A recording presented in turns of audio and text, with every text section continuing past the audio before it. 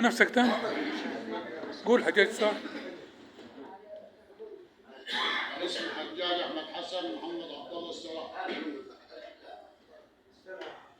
الاول هنرحب بالساده الضيوف، هنقول مرحبا بالزائرين، مرحبا بالزائرين اهل الكمال والاحترام. شرفت بلادنا بكم وضاءت يا كرام، والله يحفظكم لنا ويعزكم بين الانام، واهديكم ازكى التحيه واحلى الكلام من مكتبه مصر العامه العاملين بها الهمام.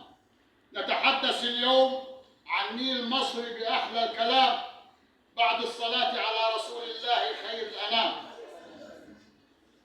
القصيده وقال الشاعر: عاشت مصر، عاشت مصر وشعبها سالمين غانمين، رافعين رؤوسهم في وجه الأثيوبيين، فلا خوف على مياه النيل ما دام مصر يحكمها زعيم.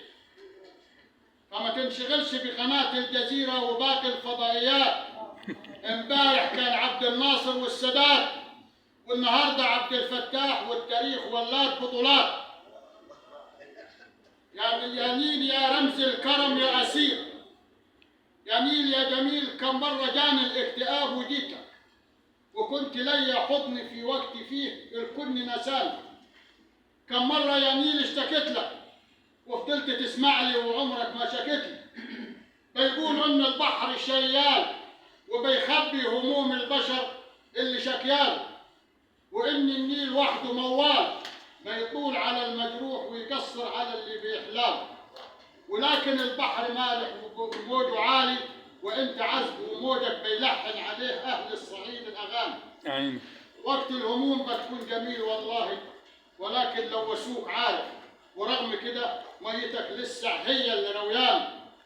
ياللي انت عصب ودعامه في شريان، موجك يا نيل عمره ما ازال. اقول لك كفايه اني بلدي ما كانتش هتبقى بلد من غيرك، وكفايه اني زرعك واكلي من خيرك. وبلد النيل مصر الحبيبه دي بلدي، وشاعر النيل وصفه ومدحه، شوقي ونجيب وطه وغيرهم كتبوا. شوقي كتب انه هو الكوثر، وحافظ قال ففاضت جوانبه بالخير. النيل ده الحياه اللي بينا حياتنا تتيسر، وانت دول بتتريق عشان انا بكتب عن النيل وبتاثر. وشكرا.